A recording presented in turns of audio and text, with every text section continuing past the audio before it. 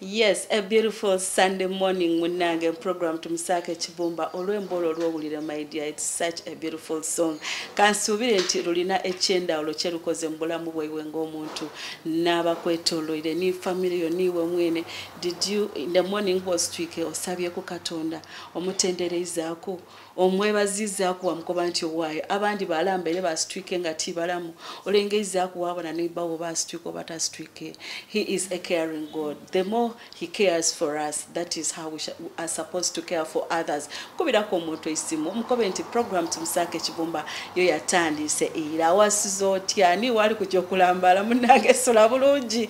Yes, osobola osula ng'oli kubona tumusake Kibumba wedi kutwala wedi eri abakola obwire. That's why nkoba muje mulambale mulimu abakola night shifts okusinzira ku mbeera da covid baba nti tulina okubaamu abantu batono aba 10 mulina obaawo 5 mu mbeera oti neyo enga tobaza Katonda nti ate churches munange government ya Uganda yaikiriza yabanga etuyigula.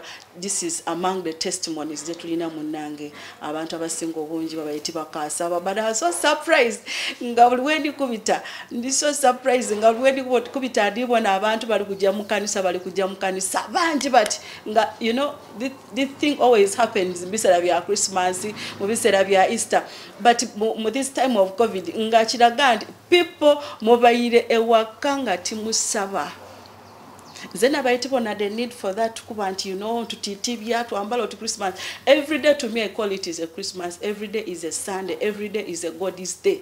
Nti all the time olino kubanga or keeping her in prayers. Me have been praying with my family at home nga every day tulina altar, family altar by sawa isatu. When you call me at that time sawa isatu, you will not find me Rachi. I have a specific time with God. Do you have a specific time with God? Yes, it's always good malo kubona tumusaka Kibumba go in church and pray. Abava mukanisa well and good, that is good. Muna kwa musanvu yatukuba tulina okuwumulanga tube ku nichetwe kolera ifenga abantu tube nga tushiza Katonda. So it is good tumusake Kibumba etandike saa isa kitundu yakomekeza esawa 5 edokuncho programs zini njino ejjo kubanga ate kabidi tambulira mu tumusake no tulina mu Our God is Calling. We have an awesome God is Calling talented young boy nja kumwena talented kubangera bwe mulingira wano already is around in the studio munange chatulated echo chanda ulo ino is called Ronnie abasingo bungi mu mwide is called Ronnie Mutumwa ayembye nembani. When you look at him and with his music you say oh God, this guy is so blessed awesomely. So mubero tineyo byetujja kwetambulira mu tujja kuba ni Pastor Kawa tujja kuba ni Bible verse olunaku. So munange don't go away atenga music musemenkerevu katwire. Yes, Ronnie Mutumwa in the house. Munange, all along we have been waiting for him. He's one of our God is Calling boys. Our God is Calling kwegamba omwana Katonda gweyita okuba nga atuweereza mu kushinza mu kutendereza mu kwemba mu kuba nti atambuza ekigambo kya Katonda. He has done his great job okuba nga omulimo gukola ino. Guess what? We are with him here in the house. Jakuba nga atukobera okwetebwa kwali kutya yatandikira wayavira wa abewe weni bani mwana wa Idinda wa Uganda wansi yona. Yes, we have him katumwanirize ku Baba TV atukobere kwa maina genani na buli kimwe kimugama. You're most welcome Ronnie. Thank you. Abatulaba balungi malamusiza nnyo mu linnya lya Mukama waffe Yesu. Amen. Amanya n'eddoboozi yenze Ronnie Mutumwa nga ndi musajja muyimbi era nga nyimba eza gospel. Enyimbe ziyita abantu nga zibaleeta Katonda. Mbagala nnyo mu linnya lya Yesu. Yes. Mutumwa. Yes, webale kuida ku Baba TV. Amina. Webale natukyalira kwene ebusoga ku branch ya Baba TV. Amina. Yawo mwebale kunyumiriza. Yes, Ronnie, for how long obaire mukwemba kuno ibanga ki myaka emeka? Yeah, kakati Ronnie Mutumwa ndi church boy. Yes. Nakulira mu church. Nazalibwa mu family nga family baweereza era nga ne mami wange musumba. Ibbe bani amanya. Mami bamuyita Jacqueline Mutumwa. Yes. Yes, ne muzeyi bamuyita Matthias Mutumwa. Of which church? Nange Ronnie Mutumwa Junior. Church bagita Springs of Life Ministries. Eri Mubende. Okay. Ina na matabi amala mangi atutasumba kanisa masumba makanisa mangi as long as Spring of Life Ministries. Yeah. kakati nenkulira mu bulamu obwo ne tuyimbanga mu Sunday school nga bwomanyi nenzija nga nkula mwe mu diddi era nesigala nga nnyimba bwe tutyo music has been part of your life mu myaka gy'otambulidde. Okay, then that is good. Kyenyiza okugamba. Yeah. Naye bwe twatuka mu 2011 n'endicodinga oluyimba lwange olusooka. Tusooke tudde eno kuba oli kuntwala speed. Njagala omulabi wa Baba TV ali eyo eyayitibwa Katonda alabe obulamu bwo engeri gy'obutambuzaamu ng'oweereza Katonda n'okuba nti kati ennyimba gw'omu ku baana be twenyumirizaamu abali kuba ennyimba eza hit eziri kubanga ziri ow'emyoyo eziri kubanga omuntu bw'aluwulira gamba nedda neetaaga Mukama. Njagala manye wano nga tukyali bato nga tuvudde mu bya church wano ewaka mwali mweyisa mutya kiki ekyakusikiriza okuba nti oyingira church kwayo kubanga obeera okimanyi nga abaana babasumba oluusi ate bazadde baabwe bye bakola bo baba tebabyagala obyagadde otya? Bible egamba mu Proverbs nti omwana muyigirize ekkubo mwalina okutambulira. Nti omwana ne bw'anaaba akuze ekkubo erajja livaamu. Neebaza nnyo Mukama olwa mami wange nti twakula nga atuguluminze bulungi n'atwagazisa Katonda yatwispiringa ddala okuweereza Mukama. Era ne tutandikirayo mu Sunday school nga Roni munaabe mugende muno okusaba biti. Yatulaga obulungi obuli mu Mukama, obulungi obuli mu bulokozi, obulungi obuli mu Katonda. So ne tuva eno mu buto nga tukimanyi nti afu okubeerwa kwaffe kuli mu Mukama. Tekuli mu mirimu, tekuli mu ssente, tekuli mu biki, naye okubeera kwaffe kuli mu Mukama. Nga tukyalina abaana bato ng'ajja n'abagamba mmwe mwagala first grade otuse mu P6 mwagala first grade mujje mufukamire muzisabire. Yes, mujje mufukamire wano muzisabire. Ne tufukamira tugamba Mukama pa first grade oluusi n'ebigambo ebintu obimanyi n'onaanaagirawo naye ng'oyogera by'osobodde. Ate batugamba nti ekigambo ky'omwana Mukama akiwulira nnyo n'okusinga eky'omukulu. Gwe n'osabamu ekya first grade n'akiwulira. Mukama blessing mama wange muwe ssente tuwe school fees nemune oluyimba lugamba bwe tusaba Mukama awulira. So otandise okuyimba oluyimba lwasookerako okuyimba alina emyaka emeka? Oluyimba nasookerako okuyimba nali nkyali mwana muto ddala 2011 nali form 5. Form 5 nalina emyaka gyali awo wakati wa 17-18. Kati bamami bwe bakuyambako n'oluyimba olwo oba watandika n'ofuna gundi eyo aji ng'oli mu church oba weegomba watandika otya kubanga bwe tuba tutunulira okuyitibwa kwaffe mulimu abeegomba obwegombi abantu naganda nange njagala kuyimbanga Levikson njagala kuyimbanga Judith Babirye manyi njagala nnyo abayimbi ba wano njagala kuyimbanga gundi noga njagala kuyimbanga oyo. Kiki ekyakusikiriza okuba nti ovaayo oyimba music oba okurecordinga ng'ovuddeko oli ow'omu church? Kyenyinza okugamba nze okusingamu byonna ndowooza nasikirizibwa nnyo omwoyo omutukuvu. However nina abayimbi bensiima neŋŋamba gundi akola bulungi gundi akola bulungi gundi akola bulungi. Naye bwe tuba tusomye mu Matthew chapter 28 chapter esembeyo ddala verse 19 Bible egamba etya? Therefore, go and make disciples of all nations. Amen. Mubabatize n'okubabatiza in the name of the Father, of the Son, and the name of the Holy Spirit. Amen. So, nakizuula ne mmanya nina omulimu omunene gwe nina okukola. Kubanga nasoma ekyawandiikibwa ekyo tekyagamba nti therefore pastors go and make disciples. Therefore apostles go. No, it's for all of us. Kane ngamba, how am I going to make those disciples? Yes. Nenga ne Mukama ompadde eddoboozi lino. Kiki ensobola olikozesa? So nze sayimba nti no okulaba okuyingira mu gospel music sajja buzi nti no oba nkopye gundi nga akola naye nalina that great calling from above. Okitegeeza sigwe omu ku bana abaga nti kuba waliwo ekibadde kitambula emabega eyo nga bagamba nti mulina okwewandiisa mu bibiina mubeere nti muyimba music nga musasulwa. You know, wabaddewo ogundi baba bakuyita batya some debate about that. Gwe nga gwe okiwulira otya oba okitwala otya? Anti Roni Mutumwa ndi bwe nti nga bwe sisasula okusoma Bible n'okufuna ennyimba ezo. Yes, Katonda yampa lyrics ezo. Amen. Katonda yazimpa. Nga bwe simusasula lyrics ezo zifuna. Era nga bwe sisasula okusoma Bible nze nga n'ennyimba za Roni Mutumwa tezinasasulwa kkuba. Yes.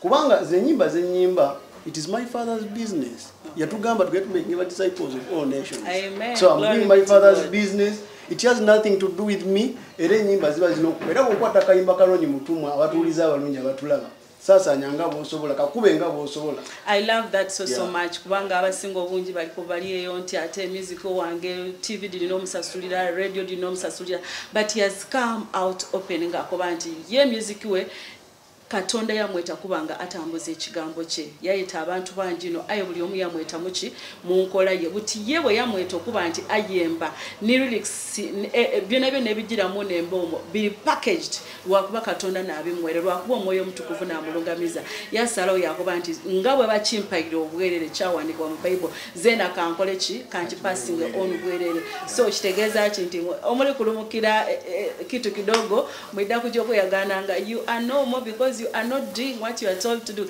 Yes, so far how many songs do we have? Yeah, bwembanga mbaze nyimba okuva wenatandika okuyimba nembala ze ziriwo kati nembala neziri mu studio zendi mukola enyimba ziwererako ddala. Ziwererako ddala nga mutumwa nina audios 34. 34 songs. How old are you by now? Ine myaka 28. 28 and you have 34 songs. 34 songs. Ne videos 16. Yeah. Papa, thank you so much munanga okubanti ono omuvujirira ensimbi. Mukama akuwa mukisa papa and mama abazala Ronnie, thank you so much. Abazaira abandi tubonere kwecho. When a child is talented, when a child is called upon to serve God, please invest tamu kubanga iwo kutamu ekyo ne kigambo kya Katonda ekirikuba nga kitambula. So Ronnie, what was your first song? Yeah, olimba lwangu lwasooka ddala baluyita neewuunya ekisa kya Yesu. Neewuunya. Kyesobola kwerabira ekyo nti mama wange yanjiizaako vaasi. Yakubibwa nze nasumululwa bwe yavumibwa nze ne mpona yasambibwa era yanyomebwa kamwebaze kama webale yovasi yali ya mama olimba ngo lusoka ne unyisa cha Yesu olimba ngo lusoka ne mukolera ne video ne tulukola ne video okay ne tukola ne video bojiraba yalimo obuto bungi twayambala school uniform eza primary emyaka jejo ne video ngejayo emyaka yes by then kat video nge mwaji shootingira nga meka tumale to comparing ko ne right now video joli nawe yakabi was shooting around like how much video yo twagikolera emitwalo ali 7 mbanga njibaze yonna ebale emitwalo 7 by then okay asobola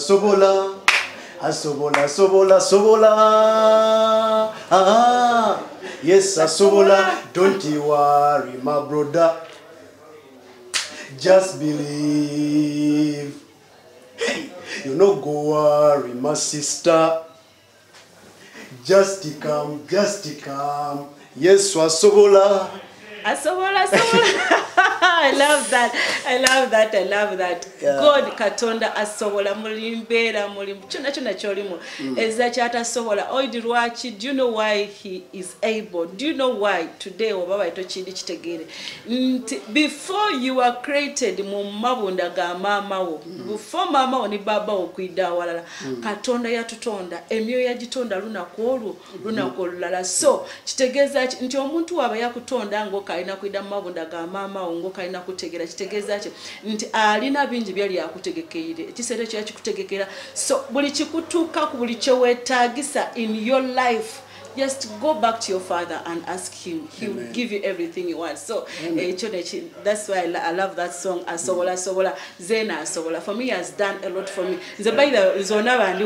I love God so much. Why?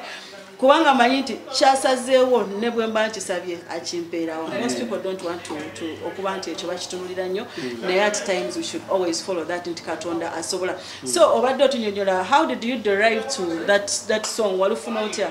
COVID-19 ejjengera okuli yajja batugamba kuli yasoka byajja natya kozi katuli mu phase ya 2 ya 3 kwayo nawulirako ene okusatu bagamba ya 3 naye COVID-19 ejjengera okuli yajja natya yozera tukyali muri yasoka natya naye ate kuno ne bagamba kinate cyo kikambo nattirawo mwabavuka abadde beewaana katono n'abata abatta abana abata abatta n'abakadde abanatta buli omu nempuliranga nti ddennyo naye wakati awo mu kutya mu confusion waliwo ekigambo ekyajja mu mutima gwange nti in the midst of all challenges Yesu asobola era okuva ku olwo olunaku nenfuna ekigambo ekyo neŋŋamba sina kimanya nzekka nekkera n'emikwano gyange gimanye era ne ntuleka mu nnimi nnyingi abasoga bamanye abaganda bamanye abazungu bamanye abanyarwanda bamanye nti Yesu asobola.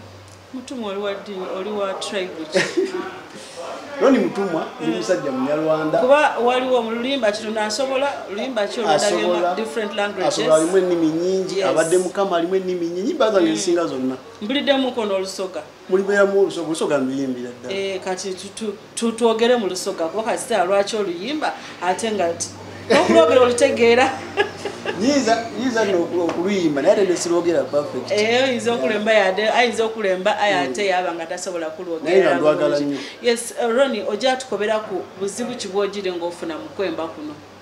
Yanga bw'omanyi Bayibuli egamba okuva mirembe gya Yokaana Omubatiza mpaka leero obwakabaka bwa Katonda busafaringa violence era n'ababutwala babutwala kuwaguza. So nga omanyi nti enjiri erwanyisibwa nga ate ono bamuyita gospel music. Ekigambo gospel kimwe kitegeeza challenges enjiri zeefuna zo nyingi era ne music ono abazi kati tusoke tukomaawo tube nga tweteekateeka okujja mu kabreak akatono kati gwe tunaira Ronnie alijja atukobera ebizibu by'ajire ng'afunira mu gospel mwakuwa ekyawandiika yakoba nti munnange tulujjanga okuba nga tubuli ekigambo kya Katonda aye nga tuli kuyiganizibwa abalabe bangi no abatajja kuleka ate nga toli baawo omubula mpaka bw'onaava ku nsi ng'ezira kuyiganizibwa oidi lwaki oba kiki ky'osobola okulingira ku ni Yesu mwene yali mwana wa Katonda nga mutuukirivu ng'azira kuwaire eibala waire n'eryo aye twamuyigania twamulaga omutima gw'ensi so mu kabreka katono ako katwire then atukobera ebisinga kutovaawo.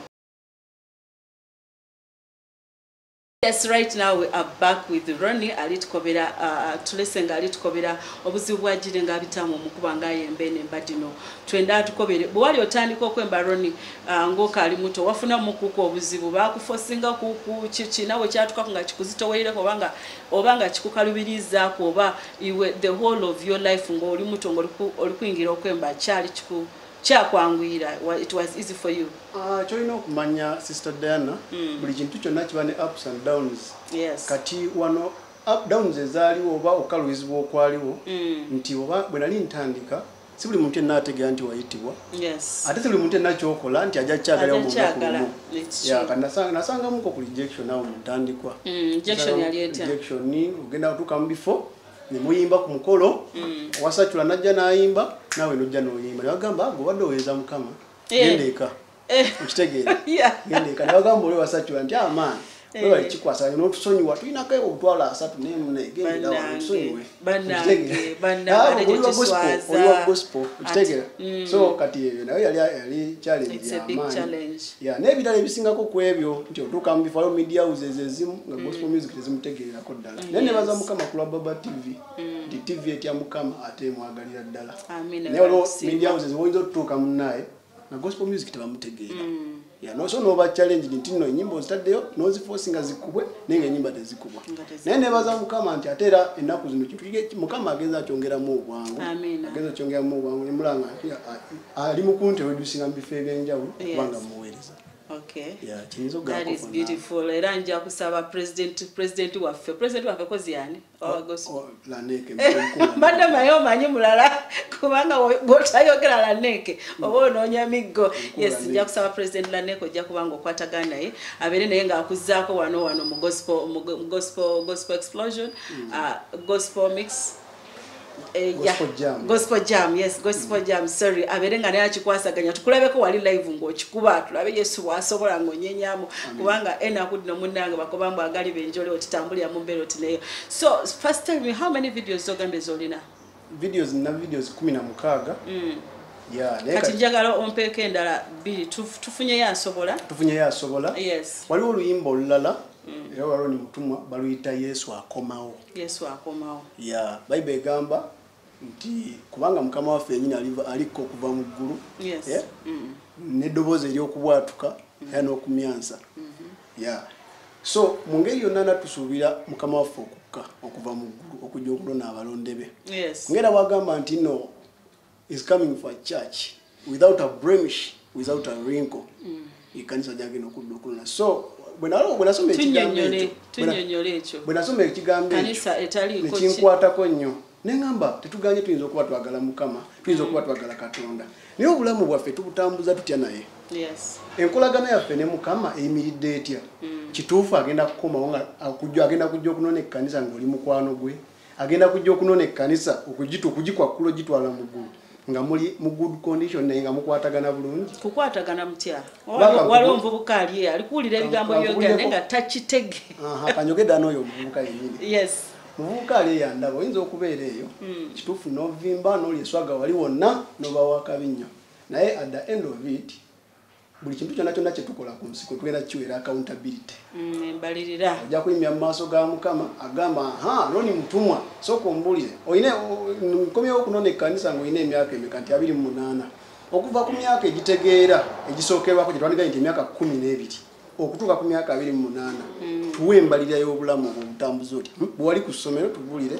peeni wazibba tewazibba kale wazibba weenenya kati okuviira ddala kwegyo emyaka okutuuka ku myaka gyange 28 gino gyendiko nja kiweera embalirira so kati obanga olina okiweera embali eno gy'onoowa yegenda okufuula nti oliko ebbala oba olufunyiro yegenda okuteekako blemish yegenda okuteekako lingo bwobanga obadde upright with God obulamu bwo n'ofuba n'obukyusa n'obukolako kano n'akuwa ekisa ekyo nkukakasa nti agenda kujja okunona ekkanisa eyo era ogenda kuba kitundu ku kkanisa eyo era ogenda genda mu kifo ekyokwesima mu linnya erya Mukama waffe Yesu. Amina. Ron, your youthful stage omaika tumanyi nti omulokole olina otambulira mu kkubo lya Katonda. Ekkubo lya Katonda ekisooka zibu naye ate si zibu. Naye ate ku muvubuka ow'emyaka ng'egigyo teritera kuba lyangu. Gwe how have you managed to go through it? Jukira mulimu kavubuka kavubuka muba mulimu embeera gy'olina okweyisaamu otukane n'omulembe oguliwo okitegeera. How have you managed okuba nti otambu kuba kati omuvubuka ali agaana naye kati abo baamala dde osanyukaedde abanywa ebintu byabwe bakola ki kati saawe nali tugamba muffe tuddeyo Mukama tunoonyeyo ki mulimu n'abagamba nze bwe ndiraba ekiseera kituuse nga maze okukola bye njagala nja kulokoka. What kigambo kye kirungi ky'olina First of all, Proverbs chapter 3, verse 5. Bible gambe etya, trust the Lord with all thine heart and lean not on thine own understanding. In all thy ways acknowledge him, he shall direct thine path. Amen. Kasita weesiga Mukama n'otalininga kukutegeera bwegambe nti no lean not on your own understanding. Ekigaana bw'okkiya eri wansi bagambya ddala dino toba nga mugezi mu maaso g'oggwe naye tya Katonda oleke ekibi okitegeere.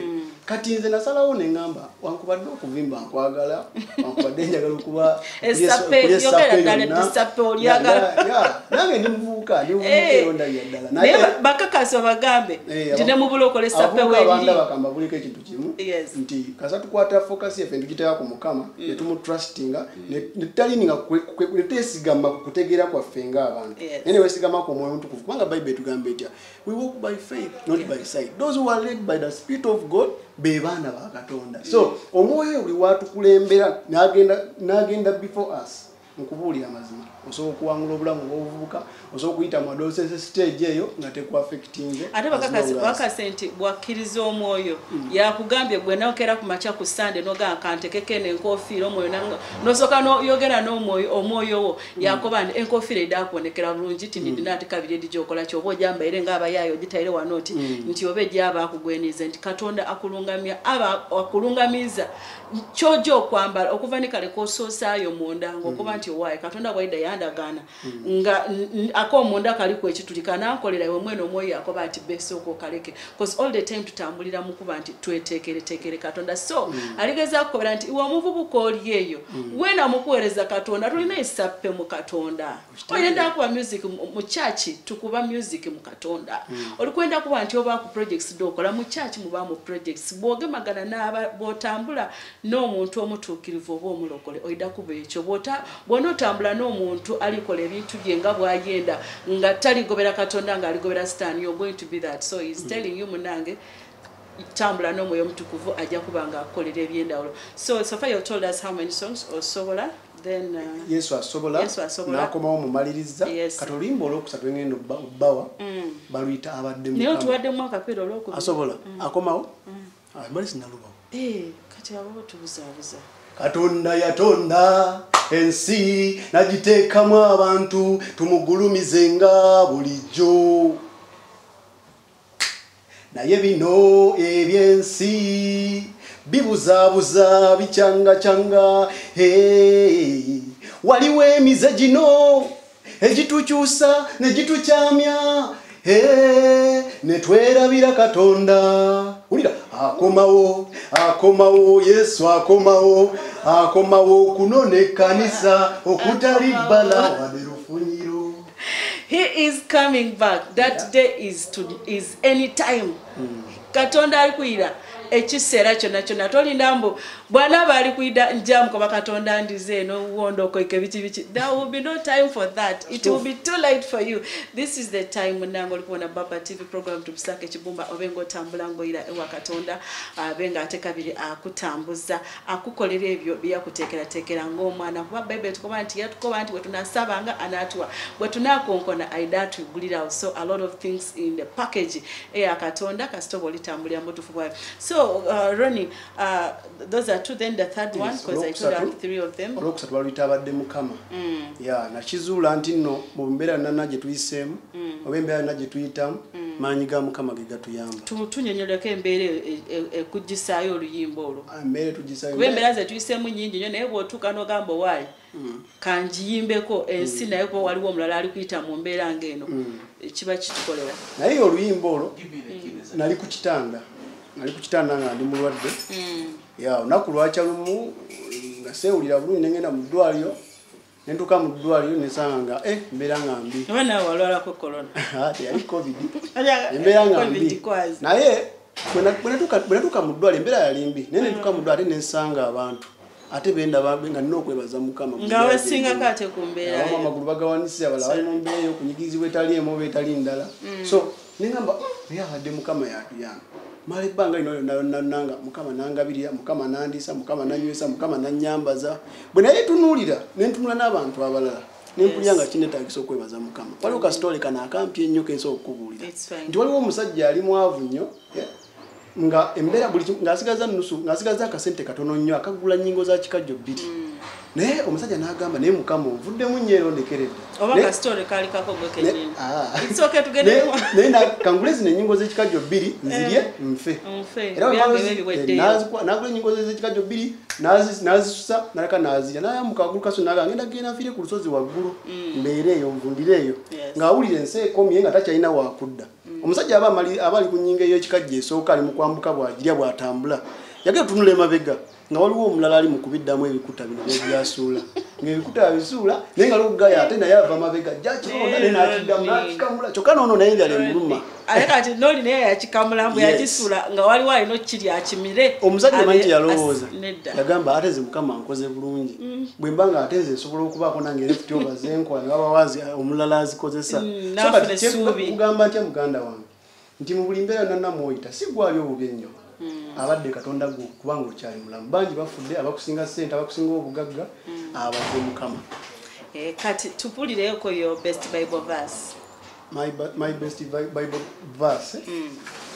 Nina verses nyingi zenjagala ennyo naye olw'okuba nti nno ndi muyimbi ate nga nina calling from above okubanga nkola kyenkola nyimbira muli olunyiri lwange olwa Matthew chapter 28 verse 19 olutugamba nti kale mugende mufuule abantu bonna okubeera abayigirizwa bange. Lwaki tokyogedde mu lulimi lwo? Yogerayo. Ogende mufuule abantu bonna okubeera abayigirizwa bange. Ojja batumirako ojja babuuzaako nga tumaliriza. Mubatize ne munya kitaffe n'omwana n'omutukuvu. Yes. Ya olunyolo ndwagala nnyo nti buli ensoma ekyandikiweeko mbeera stirred up okuddamu okukola ebintu ebirala ebingi nga mbikola for the kingdom of God. Yes. Yeah. Yes, you should always when osobola okunoonyayo bw'osoma Bible olina wotuuka wafuna ekigambo nga mutuufu bona kiri kwogera kuiwe the best Bible verse gye tuba tulikubuuza. So niwe oli eyo nga wayitibwa Katonda abayitibwa Katonda bangi no lwako abasinga obungi titwedindi twayitibwa Katonda ayo lwoli ezuula you should kneel down on your knees wasaba Katonda wamukoba what was I called to do. He has a role for each and everybody nga bwotubona ku nsi nga bwotuli walooza ntuli bangi no ekyo kizira buli omu alina kiyamuteekerateekera okola ng'omuntu. So mumbeera oti neeyo katube nga ate kabiri tuko ku bantu siibula. Ronnie sooka otumire ku bantu bo webaze kwewebazaako omala osiibule tube nga ate tuva wano ojja kumpa n'olwemba olusembayo lutujja ova nalwo wano. Okay.